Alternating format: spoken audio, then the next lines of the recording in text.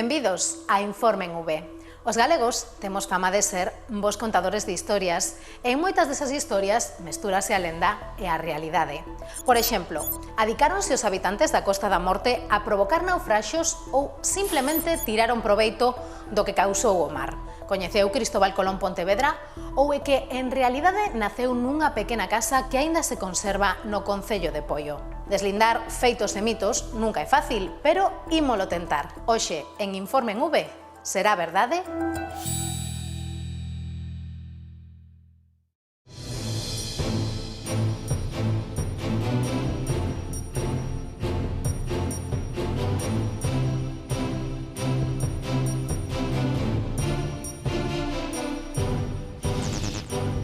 A busca a Cristóbal Colón en internet devolve como resultado a un xenovés tamén chamado Cristóforo Colombo e descubridor dun novo mundo. Pero a orixe do almirante máis famoso da historia non está tan clara. Esto es la gran pregunta de todos los tiempos, ¿no? Realmente el conflicto sobre su origen viene forzado por él mismo. Y Colón quiso manter a oscuridade sobre o seu nacemento. As razóns polas que Colón non dixo claramente eu son de tal sitio, nací en tal sitio, meu pai chamábase fulana e miña nai fulana. Algúns din que podía ter razóns de orixe xudeo-converso, que daquela diríamos, tiña mala fama, era como falar de ser comunista en épocas anticomunistas, verdad? Entonces, eso cálase, o cual dou lugar a que hai Colón de Albacete, de Gerona, de Barcelona, de Génova, bueno, dentro de pouco do Polo Norte, verdad? Celso García de la Riega era un gran personaje, investigador, político, dibujante, una persona muy importante y muy adelantada a su época, y que en un momento determinado, y formando parte de la sociedad geográfica, la sociedad arqueológica de Pontevedra, empezaron a ver que el apellido Colón y de Colón aparecía en documentos notariales de ventas de propiedades en Pontevedra. Dentro de esta iglesia, en una de las capillas laterales, nos encontramos una inscripción que apareció tardó muchísimo en encontrarse la inscripción, al tirar un retablo en madera que ya estaba en malas condiciones, y apareció la inscripción de Os do cerco de Juan Neto e Joan de Colón fixeron esta capela. Eso les llevó a suponer que podría haber otro origen diferente al genovés. Xorde así a teoría do Colón galego, que comeza por destacar os puntos fracos da teoría xenovesa. Entre eles, o feito de que Colón nunca ensinase co seu suposto nome italiano. Colón, en las capitulaciones de Santa Fe, quiere ser reconocido, él reconoce, y lo reconocen los reyes católicos, como Colón y de Colón. Igual que su mayorazgo, el mayorazgo de Cristóbal Colón, viene a ser así a día de hoy como su testamento, ¿no? Nadie ante unos reyes o nadie ante un notario va a dejar que manipulen o que pongan su nombre de una forma que no es la correcta. Elementos como, por ejemplo, que Colón no sabía italiano, no sabía genovés, ni escribía una palabra, etcétera, etcétera, son elementos sobre lo que los historiadores pasan por encima sin darle una explicación cabal. La lengua de Colón, la que utilizaba Colón, en su diario de navegación, en sus cartas, etcétera, etcétera, era un gallego portugués. Ya no solamente son los giros y las formas de hablar, sino que hace denominaciones muy típicas de Galicia, ¿no? El hablar que hay un sol ao espeto, que es una cosa pues muy gallega, ¿no? O hablar de una piedra en el mar que es como una moa, o cuando habla de los cons que tenemos en las costas gallegas, esas piedras que afloran con las mareas, ¿no? Utiliza en el Nuevo Mundo más de 250 nombres sacados de toda la costa gallega, incluyendo las rías, y también del interior. Y tenemos Punta Frade, Serpe, Punta Lanzada, varios de las islas, ¿no? También Nuestra Señora de Gracia, en alusión a la Virgen que se veneraba en la isla de Tambo, Placeres. Es una huella dactilar que nos ha dejado Cristóbal Colón. Pero a teoría de Celso García de la Riega afina un pouco máis. Colón non só sería galego, senón concretamente pontevedrés. A súa casa natal estaría en Porto Santo, Poio. Llega la información de la casa de Colón por tradición oral, es decir, podríamos ir hoy en día y preguntarle a los vecinos del lugar y todos están convencidos, gente que aún vive, que ellos de pequeños jugaban en la casa del almirante o en la casa del que había descubierto América. Pero si nos vamos a casi 200 metros hacia el otro lado, hacia la finca de La Puntada, nos encontramos con una venta de una finca que pertenece a los duques de Veragua, y que en la propia venta ante el notario, el propietario, duque de Veragua, hace ver que lo heredó de sus padres. El ducado de Veragua lo creó Carlos I de España, en torno al 1530, como una figura, una distinción exclusiva de la familia Colón. Entonces, ¿qué hace un duque de Veragua, un descendiente de Colón, con una finca en propiedad y que ya era de su familia en el lugar de Porto Santo? Ese é un argumento, diríamos, son pruebas circunstanciales, que diría un abogado. É probable que Colón, no tempo que estuvo en Portugal, fixera varios viaxes aquí porque nós traíamos o sal de Setúbal e incluso estuvera aquí certo tempo, ou temporadas, pero non temos eu non topei ningún argumento, ninguna documentación, un feito daqueles, e que de repente este Pontevedrés que casou en Lisboa, supoñamos, verdad? E que agora de repente reciben os reis, porque tal, Pontevedra houbera botado foguetería. Neste punto, os partidarios da orixe pontevedresa xogan unha nova baza, a dun Colón que necesitaría manter oculta a súa verdadeira identidade como nobre galego. El origen clásico de Cristóbal Colón es una persona que proviene de un medio pobre, o por lo menos menesteroso de Génova, hijo de tejedores, laneros, curtidores, y que de repente accede a un nivel de cultura superior, porque es un hecho que él conocía razonablemente el latín, que tenía conocimientos de cosmografía. Su perfil psicológico es el de una persona acostumbrada a codearse con personajes de alto rango. Aparece de repente en Portugal, enseguida empieza a relacionarse con el rey de Portugal, con la alta nobleza, y luego cuando penetra en España accede rápidamente a la corona. El propio hijo de Colón, refiriendo palabras de su padre, dice que él en un momento dijo: yo no soy el primer almirante de mi familia. Resulta que hay una familia, esta familia, los Sotomayor, en Pontevedra, sí que había varios almirantes en la familia. Uno de ellos está enterrado en esta iglesia que está detrás de mí, San Francisco de Pontevedra, que es Payo Gómez Charino. Si entramos en esta familia, lógicamente el personaje que cumple, tanto por fecha de nacimiento, por fecha de muerte, y que además, curiosamente, profundizando en su peculiar historia, encaja como un guante, es Pedro Madruga. Pedro Madruga, ou Pedro Álvarez de Sotomayor, foi unha das figuras máis destacadas da Galicia do século XV. Nacido bastardo, a morte do seu irmán convertiuno en señor feudal dunha casa con forte tradición navegante e estreita relación con Portugal, o lugar onde se xestou a idea da viaxe ás Indias. Y a su vez un personaje que tiene algo que esconder ante los reyes católicos debido a las vicisitudes históricas que se produjeron con la guerra de sucesión castellana. Ahí él apoya a la facción portuguesa, apoya a Juan la Beltraneja, la facción portuguesa es derrotada, la potencia hegemónica de Castilla lo va cada vez obligando a retirarse cada vez más, hasta que al final tiene que exiliarse definitivamente en Portugal. Todos los nobles que lo apoyaban lo abandonan y se convierte en un personaje prácticamente anónimo. Es ahí, en ese momento, y estamos hablando de 1476, cuando sorprendentemente entra en juego un oscuro navegante genovés que aparece en Portugal, de origen desconocido y que parece ser que de repente se acerca mucho a la corona portuguesa, se vincula a la nobleza portuguesa, etc.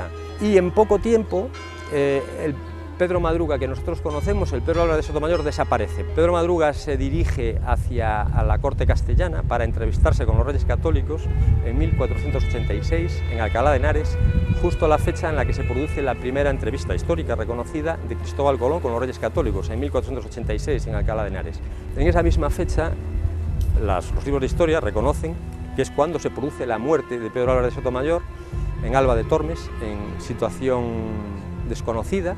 No aparece ningún cadáver, no se produce enterramiento, no hay tumba que podamos reconocer como tal, y es cuando aparece de nuevo un personaje, el que habíamos hablado antes, Cristóbal Colón, ese navegante genovés, que empieza a partir de entonces una nueva historia. ¿Cuál es la hipótesis que yo sostengo? El cambio de personalidad. Ese personaje díscolo que los Reyes Católicos, al que los Reyes Católicos habían puesto precio, que era Pedro Álvarez de Sotomayor, al cabo de un cierto tiempo sí regresa ofreciendo algo para buscar el perdón de los reyes. La posibilidad de expandir nuevos horizontes. Entonces, la única forma de salvaguardar la dignidad real y al mismo tiempo mantener el interés del Estado, como podría ser ese proyecto de descubridores, cambiar la personalidad. Cambiar la personalidad a, pues eso, convertirlo en un marino, en un personaje extranjero, foráneo, que nadie pudiese identificar, que nadie pudiese vincular a lo que había sido antes, y, ¿por qué no?, un genovés, que eran los marinos más reconocidos a la época, ¿no? Unha teoría plausible, pero que para moitos carece de probas documentais. Documentos que sí existen á hora de asegurar que, cando menos, Colón si viaxou ao Novo Mundo nun barco galego. O padre Sarmiento decía que era verosímil que a galega, a nave capitana Santa María, vamos, do descubrimento, se fixeran nos asteleiros pontevedreses. Que a Santa María, que esa aparece vendéndose aquí 3 anos antes do descubrimento, aparecen como testigos individuos que aparecen despois na dotación da Santa María, que é o que é a documentación que aporta García de la Riega. Eso parece que está, é máis que verosímil, como decía Sarmiento, é casi seguro. E, por lo tanto, que aquí temos unha actividade pesqueira importante, que aportamos un barco importante ao descubrimento. A única cousa que nos falta é que o patrón, o gran patrón, o almirante, Cristóbal Colón, aunque aquí hai colóns, pois non topamos ninguna maneira de descubrir que era de aquí. Lo único que falta es que haya un historiador anglosajón que venga y nos diga que Colón era español. A partir de ahí, automáticamente, todos los historiadores españoles lo aceptarían, ¿no? Estamos sufriendo, digamos, un retraso histórico hasta que autoridades y entidades culturales y académicas acaben por reconocer que Cristóbal Colón pues, tiene más visos de ser español, gallego en este caso, que ser genovés. Tú imagínate, por un momento, que Jesucristo aparecera por Palestina e non souberamos se nacera en Nazaret, nin se fora arameo, e pudiera haber sido incluso destas rías, o galego, ou irlandés, verdad? Estaríamos neste momento pelexando todo o mundo por ter o santo patrón nacido no povo, verdad? Pois Colón cambiou a historia do mundo e, polo tanto, Colón é o artífice da modernidade. E que sea pontevedrés, a Pontevedra convertiría, diríamos, daríalle unha honra que todo o mundo pelexa por ela.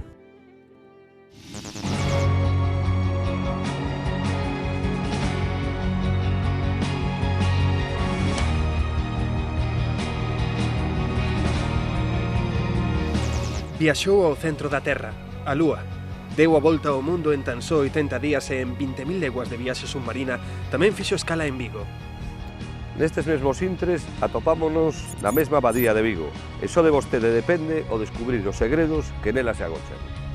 Esta é a pasase coa que comeza o capítulo La Bahía de Vigo na novela 20.000 leguas de viaxe submarina de Xulio Verne. Como Eduardo, moitos non o creron cando o leron por primeira vez. Sí, poñía Vigo. El Atlántico, una vasta extensión de agua cuya superficie cubre 25 millones de millas cuadradas. Un día estaba a lelo como calquera neno e cheguei ao capítulo 8º da segunda parte e poñía la Bahía de Vigo. Entón dixen, non pode ser, debe ser Vigo, pero será outro sitio, un Vigo que hai en Filipinas. O resultado, un exército de bernianos que querían respostas. Permítame, sin embargo, decirle que al explorar precisamente esta bahía de Vigo no ha hecho más que adelantaros a los trabajos de una sociedad rival. Comecei como todos os nenos sendo un bo lector de Julio Verne, o cal quere decir que eu xa tiña gañado, polo menos como lector, unhas cuantas lecturas, non? Chegou a estar na cidade o aventureiro escritor? Hai probas de tal feito. É certo que situou aquí a Atlántida? Verne sitúa a Atlántida fronte de Galicia un pouco máis aló das Illas Cíes. O Nautilus, a última hora da tarde, abandona a ría e a mañá seguinte xa se atopan na Atlántida. Co cal, bueno, cando menos na ficción, ese continente mergullado e misterioso, pois está diante de Galicia, non?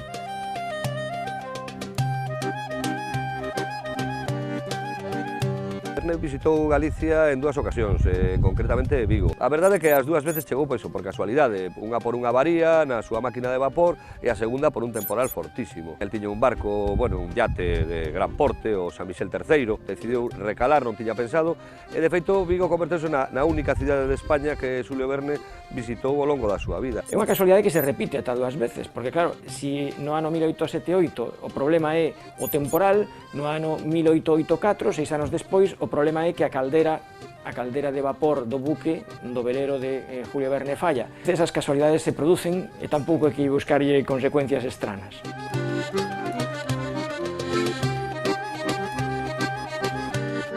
As primeiras fontes coas que contamos van ser o que os compañeiros de viaxe van contando do que van vendo. Hai un deputado francés chamado Raoul Duval que envía unha crónica a un periódico francés do que vai a ser a primeira visita de Verne a Vigo.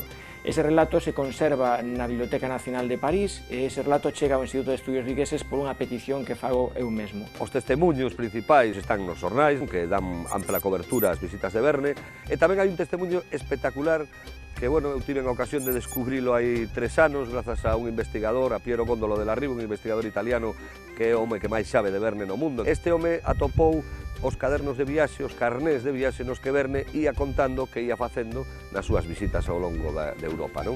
E aparecen aí os folios da man do propio Verne nos que conta: chego a Vigo, tomo un café no Café Suizo para ler a prensa, vou ao Hotel Continental que estaba aquí ao lado do Porto a poñer un telegrama, subo ao Castro a ver as vistas. Estivo 4 días nas 2 visitas e ademais integrou moitísimo na vida social da cidade, participou en bailes de salón, sociedades recreativas, estivo na procesión do Cristo da Vitoria, nunha verbena diante da Casa do Concello. Tivo gracia porque non contaba con atopar unha cidade en festas, disfrutou moitísimo diso e ademais atopou unha fragata francesa, a fragata Fleur, e levárono ao fondo da ría de Vigo a visitar a zona onde foi a batalla de Rande, co cal Verne tivo a oportunidade de estar in situ no sitio que tiña descritos en velo no capítulo na Abadía de Vigo. De feito, ofreceronlle un traxe de buzo para mergullarse e para ver os galeóns. Xa tiña unha idade, xa non rexeitou a oferta.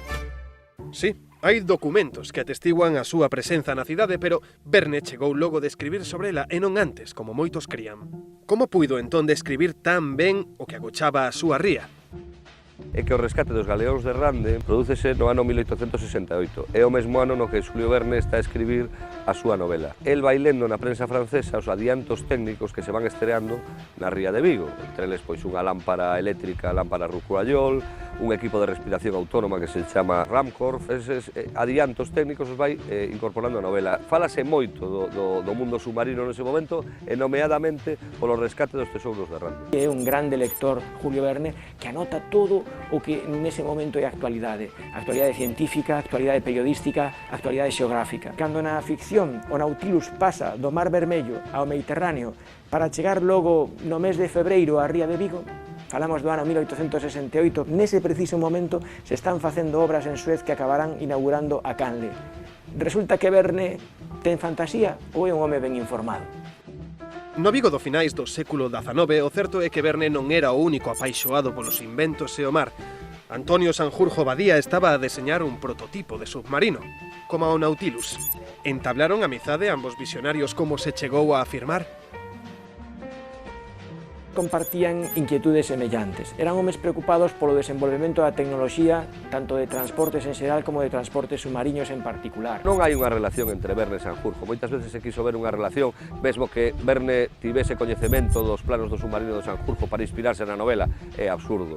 Verne inspirouse no Plongueur, que foi un submarino, un prototipo de submarino que se presentou nunha exposición universal en París. É un mito que surde da propia familia Sanjurjo. A familia deféndeo, di que existían unhas cartas. Algún membro desa familia di que esas cartas arderon. Non existe ningunha carta que Verne recibise de Sanjurjo Badía, por exemplo. E consérvase toda a correspondencia de Verne.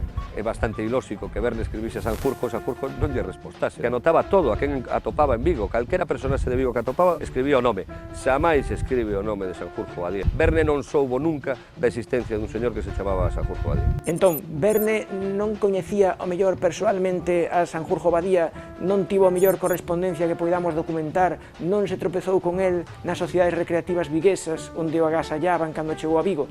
Pois o mellor non. pero o que é certo é que estaban bebendo ambos os dous nas fontes de información dos avances da ciencia e da técnica do século XIX, e tanto un como outro sabían dos inventos dos submariños. Podíase decir que levaron dúas vidas paralelas, non?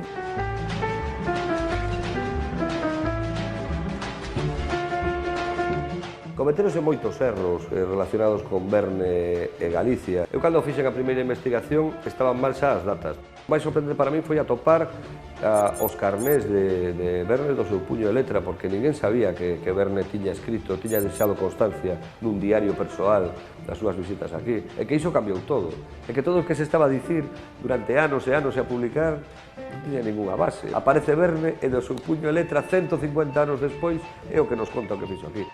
De alguna maneira, a todos nos fixo soñar. Hai que ir aínda máis alá do monumento do pulpo que está ali no Porto, verdad? Hai que ir a un recoñecemento expreso de que Julio Verne para nós nos fixo unha grande propaganda no mundo e, de alguna maneira, somos vernianos por naturaleza sendo vigueses. Unha cidade que primeiro soñou e despois descubriu cos seus ollos.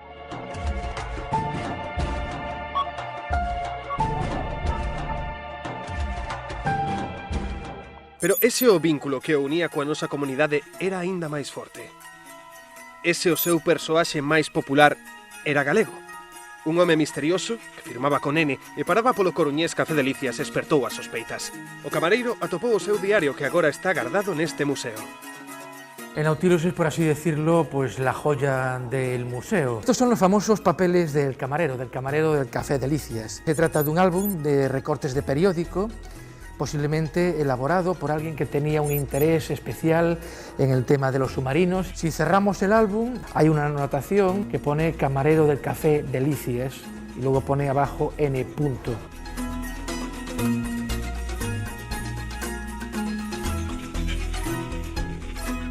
Hai quen chegou a decir que a coca de Redondela tiña algo que ver co kraken, calamar xigante dos mares infinitos de Julio Verne. Por decir, pois se poden decir moitas cousas. É absurdo dicir que o Capitán Nemo poida ser galego ou ter nada que ver con Galicia. Ben podemos considerar a Don Quixote da Mancha un personaje real ou a Sancho Panza. Se queremos facelo, podemos, pero a realidade é que non, son personaxes literarios, non existiron. Eso fue un divertimento, un pequeño juego que en colaboración con La Voz de Galicia hicimos en su día. Montamos una pequeña historia como si realmente ese personaje pues hubiese existido, viviese en La Coruña y hubiésemos encontrado pues un documento excepcional que perteneciese a ese personaje que sirvió de inspiración a Verne, ¿no?, para construir su personaje. Los papeles de camarero no son un montaje, son reales. Los recortes proceden de periódicos de la misma época en la cual 20.000 leguas de viaje submarino fue escrita. 20.000 leguas de viaje submarino es una novela muy documentada, contiene descripciones muy minuciosas que tienen una base científica real y luego contiene pues, una serie de cosas que son pura imaginación. Aquí en la sala también se plantea ese mismo juego. Nemo non é un mariñeiro, Nemo é un revolucionario, Nemo é un anarquista, Nemo é un libertario, non é un mariñeiro. A súa vertiente de mariñeiro prácticamente non aparece na novela. O que si aparece é o personaxe político. Esa é a grandeza. Para que necesitaba Verne inspirarse en ninguén, en un mariñeiro galego ou de ningún outro sitio?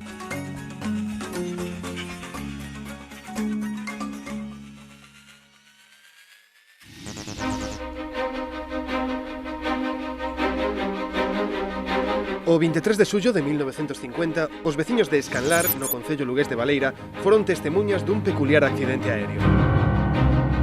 6, 7 anos tiño eu.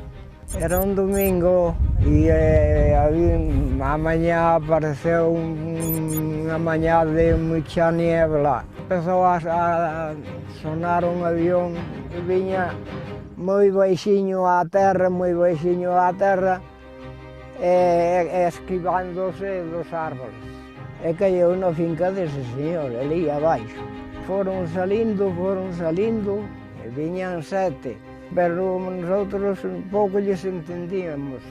En gallego non falaban. Era a tarde que, ou na noite, que virían soldados para aquí, guardalo o avión. A versión oficial di que se trataba de militares españois que viaxaban de Xetafe a Rozas, pero son moitos os que sospeitan que, en realidade, eran membros do exército alemán. Despois falábase que viña unha muller ou que viña un escapado. Tamén un preguntoume que dicían que viña unha muller vestida de militar. Estaban todos vestidos ca mesma roupa e todos cun gorro. O incidente, ocorrido hai case 66 anos, alimenta outra peculiar teoría. Hitler tería escapado con vida do seu búnker en Berlín. Na súa fuxida cara a América Latina tería recalado en Galicia.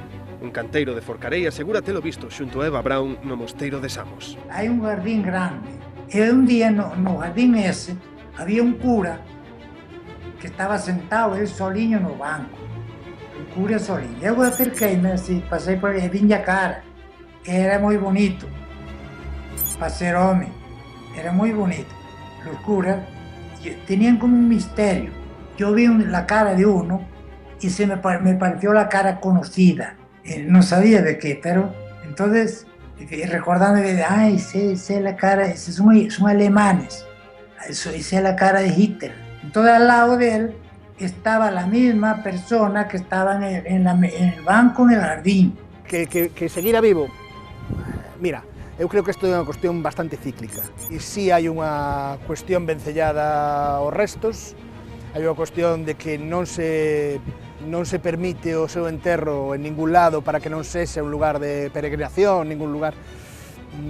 Pero eso non quere decir que fora para Galicia. Eu entendo que debe ser moi apetecible, moi rechamante, que alguén fale de que Hitler andiu por Galicia aquí nun mosteiro, isto pode ser que fora certo, pero tamén pode ser que non. E ata que non exista unha documentación ou unha mínima información que diga que teña algunha credibilidade, non estaba falando de que alguén veu pasar a alguén parecido ou semellante, non? Por aí, por o mosteiro, estivo uns días ali descansando. Bueno, pois non se pode dar credibilidade. A lógica que ten é que houve moitos nazis que saíron por Galicia. Esa é a lógica que ten esa reconstrucción desa historia, non? Dese discurso, non?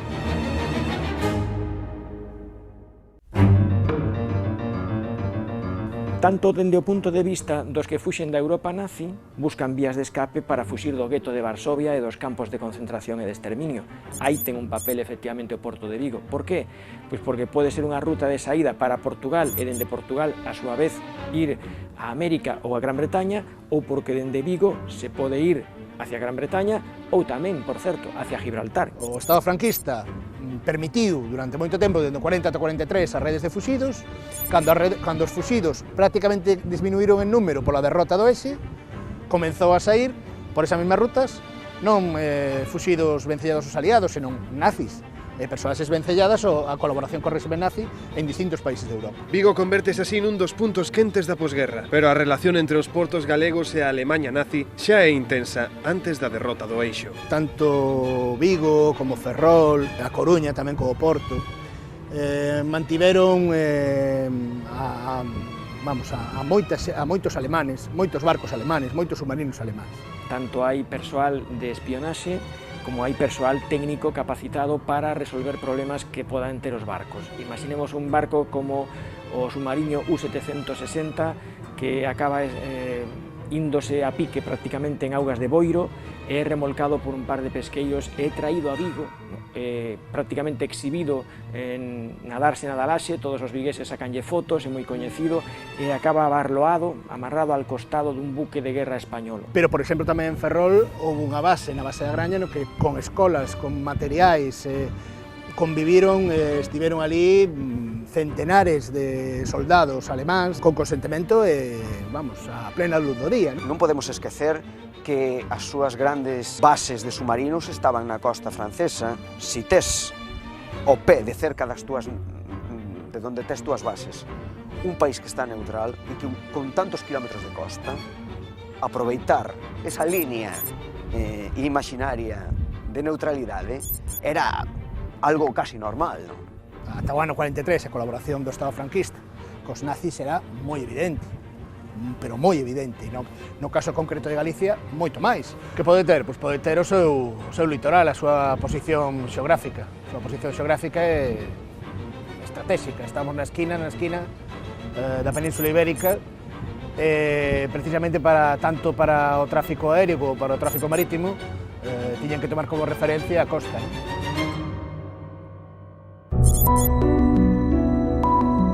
Esa posición xeográfica converteu Galicia na sede dun dos sistemas de comunicación máis innovadores do conflito bélico, instalado en plena chaira lucense. As emisoras do Arneiro formaban parte dun complexo dun sistema que se chama Consol para os aliados e Electrasone para os alemáns. Un sistema de triangulación que equivaldría aos nosos actuales GPS.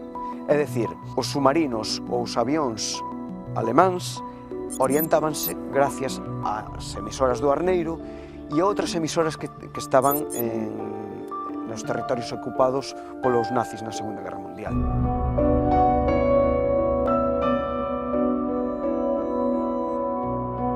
Aquí, na sala na que estamos agora, isto era onde estaban os xeneradores que daban corriente a todo o complexo.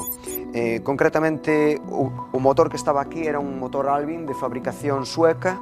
Por aquí iba todo entramado de cables de corriente que iban hasta outra emisora e hasta outra emisora. Isto forma parte da parede que daba lugar á sala onde estaban os aparellos todos do sistema Consol. Non é difícil imaginar o personal traballando aquí. Non podemos esquecer que era personal español, porque evidentemente non se ian arriscar a tal. Eso sí, supeditado a enxeneiros alemáns e personal alemán tamén. Na terceira morea que teño ás miñas costas era onde estaba a base da antena do Arneiro. Na cima da antena había un gran sombreiro capacitivo, que era o que máis chamaba a atención da antena, con unha forma hexagonal que tiña diámetro de aproximadamente 11 metros. Esas torres son unha auténtica innovación militar. E que significa eso? A capacidade de detectar a costa moi lonxe por parte dos avións. É como un sistema rudimentario de GPS. Bueno, pois aquilo foi un auténtico bombazo de comunicación, neste caso, vencellado ao uso militar. Punto de fuxida, porto de abrigo e repostaxe, escenario de combates aeronavais, suministradora de wolframio e ferro para a industria bélica. Queda claro que Galicia xogou o seu papel no maior conflicto bélico da historia, pero o que poucos saben é que a nosa comunidade foi tamén un niño de espías dun e do outro bando. Hai algún tipo de informes, incluso do Terceiro Reich, que dice que Galicia é do sitio máis importante, con maiores impacto, neste sentido de espionaxe. Porque ten incluso, chega a ter ata 4 servicios secretos instalados. Os americanos, os ingleses, os alemáns e os españoles. Cando non se ten nada, empeza con servicio consular. Servicio consular, servicio diplomático e tamén certas persoas ben alemanas ou ben británicas instaladas en empresas ou entidades financeiras. A partir de aí comeza a aparecer unha pequena rede. O segundo que aparece son persoas que proceden de fora. Persoas que proceden de fora que poden estar adiestradas e que venden de Gran Bretaña, venden os servicios alemáns de información dende Aber e que se van instalando neses territorios. A medida que esas persoas se van instalando, van tentando buscar colaboracións con sectores da propia cidade, do propio entorno, e comeza a espallarse toda unha rede, primeiro de información e, por outro lado, servicios con posibilidades de sabotaxe. Non hai uns sectores determinados, porque os incentivos son moi variados. Hai xente que o fai para comer, directamente. Hai unha rede moi importante que en todo o norte de España, unha rede de aliados, na que aí hai de todo un pouco, dende enxeñeiros, por exemplo, que traballan na fábrica de armas, na Coruña, xente que traballa tamén en Ferrol, o que se dan chamar doble xente, o que se dan chamar doble X, é o máis común. O que non é común é que esos servizos de información se coloquen só cara a un lado ou só cara a outro, senón que teñen un capital que se chama información e que venden o mellor postor.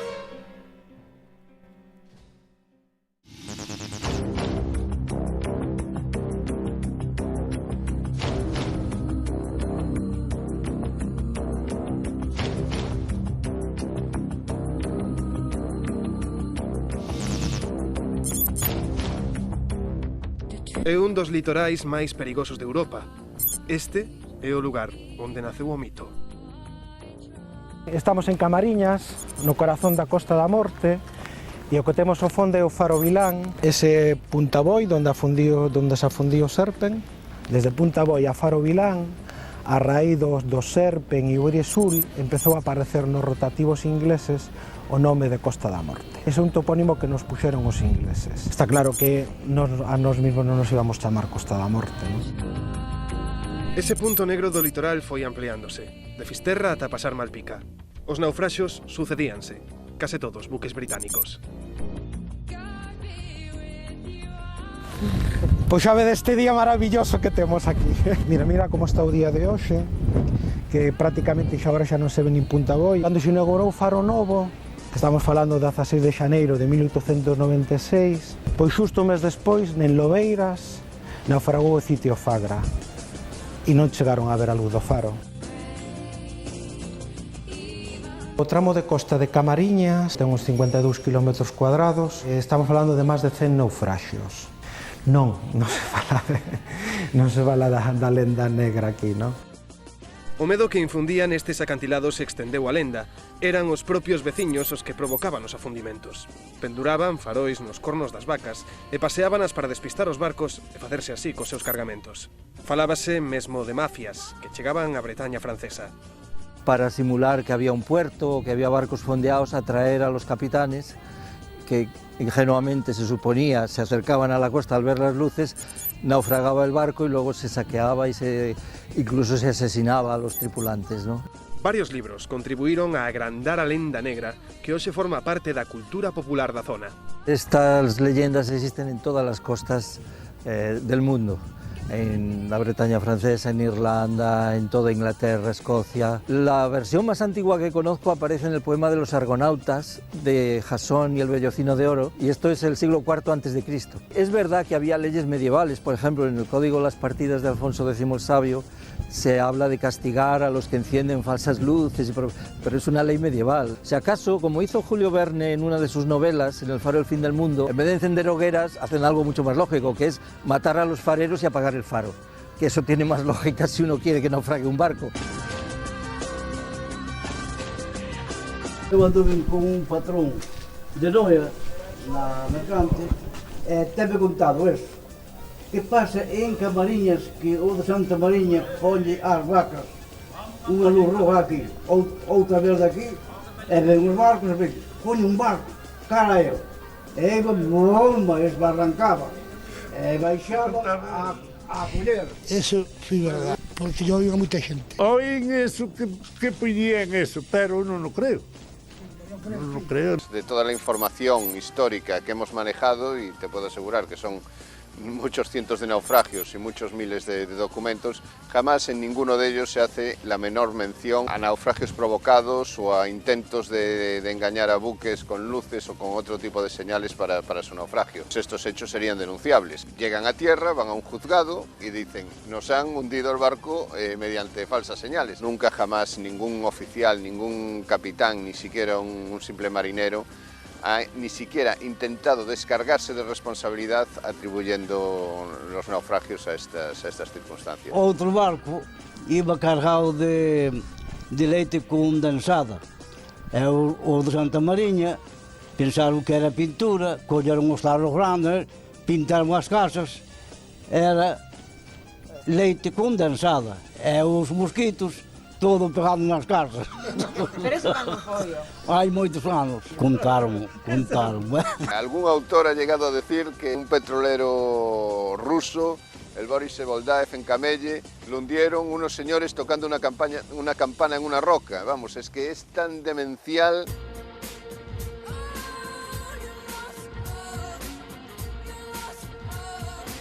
Pasaron ya muchos años y es probable que hayan vivido siempre mecidos por el miedo y con el ruido de la mar dos bois retumbándoles en la cabeza. Así describe Camilo José Cela en Madera de Boj el naufragio del Serpent. Aquí está el cementerio del Serpent, que es un naufragio que hubo en 1890, el 10 de noviembre a las 10:30 de la noche. Era un barco de la Armada Británica que iba a África en su primer destino Y naufragó aquí, 176 hombres iban a bordo, 11 oficiales, el resto tripulación, y murieron todos menos 3, se salvaron 3 tripulantes. Yo investigué los naufragios más famosos del siglo XIX, que son los grandes naufragios de la Costa de la Muerte. Yo investigué mucho en Inglaterra, porque muchos eran barcos ingleses, la mayoría era el Imperio inglés, y todo el tráfico inglés pasaba por aquí. Y en Inglaterra había muchísimos datos y crónicas de periódicos, cartas de supervivientes. ¿Qué descubrí? Pues lo que había pasado realmente. En los testimonios del Serpent sí que hablaron de luces, hablaron del antiguo faro de Cabo Villano, que aún se ve las ruinas, que lo vieron cuando ya estaba el barco encallado aquí en las rocas. Había mucha niebla, hacía muy mal tiempo, había media galerna, dicen, y la luz la vieron demasiado tarde, pero de falsas luces y vacas y eso no. Si non chegan a ver unha luz dun faro que ten unha potencia de 40 millas, menos se pode ver unha luz posta en uns cornos. La idea de que unos gentes con unos faroles pudieran verse a varias millas o a cientos de metros que pasaba un barco es completamente absurdo. Es que tenía que achicharrar a la vaca primero para que se viera algo, pero es que no se vería ni de aquí a esas rocas. Si en el siglo XIX en España alguien de alguna manera hunde barcos de cualquier nacionalidad europea, pues esos gobiernos presentarían una denuncia contra el gobierno español, una demanda, se tendrían que atender a sus reclamaciones, y la única demanda que plantean esos gobiernos es, eso sí, que se mejore la señalización de las costas de Galicia. A historia non queda aquí. Cóntase que por esta parroquia de Camariñas, Santa Mariña, a xente é máis rubia do normal. Serán descendentes dos náufragos? Ti és rubia, miña mulade? Sí, hai bastantes, hai bastantes. Hai unha raza deles que viña dos alemáns, os rubios. Teño un fillo que é rubio, é máis unha filla, si, rubio, verdad.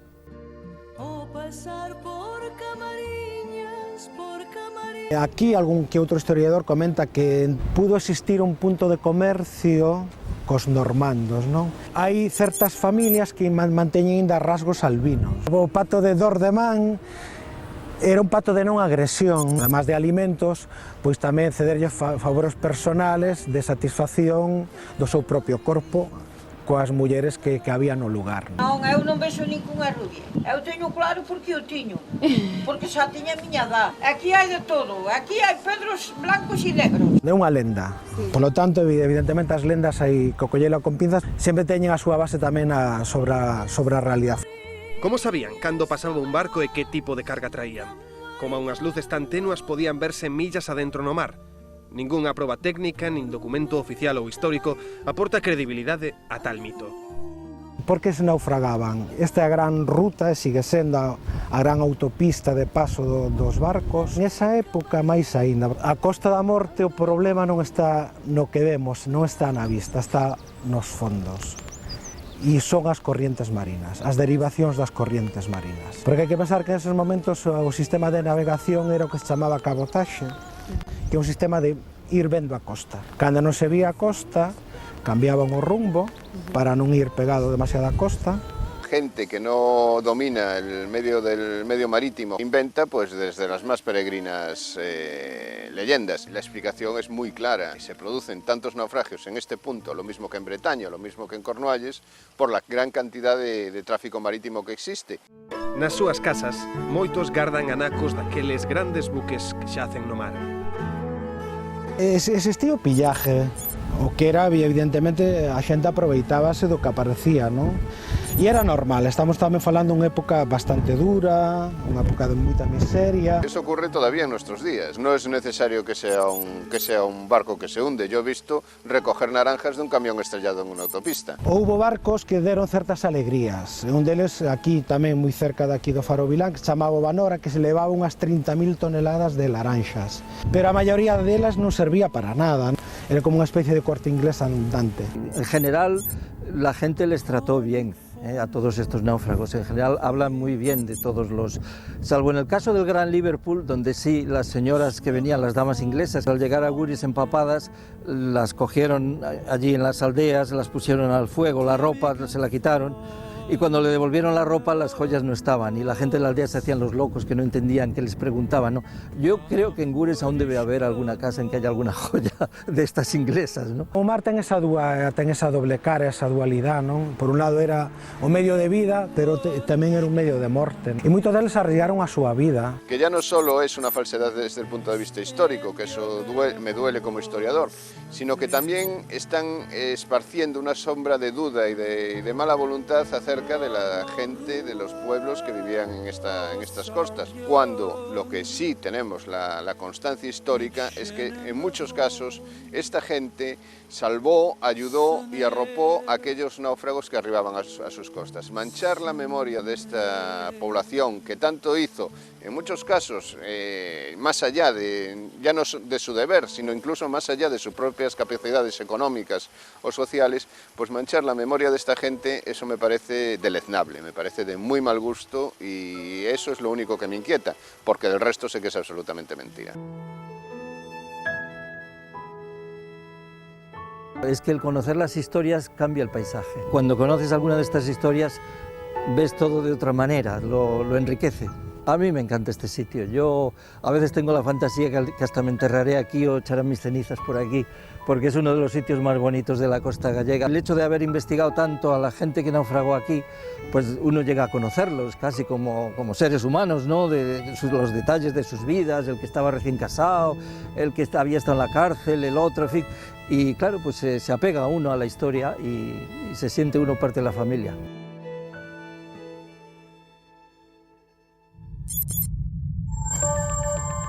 Pode que o Capitán Nemo non fose coruñés, pero o creador do mítico personaxe sí que coñeceu en persoa o escenario galego das súas aventuras. E aínda que non poidamos certificar que Hitler pisara Galicia, sí que sabemos que o fixeron moitos dos seus altos cargos antes de fuxir alén do mar. E é que, dentro de cada lenda, agochado entre fantasías e exageracións, dorme sempre un pouco de verdade.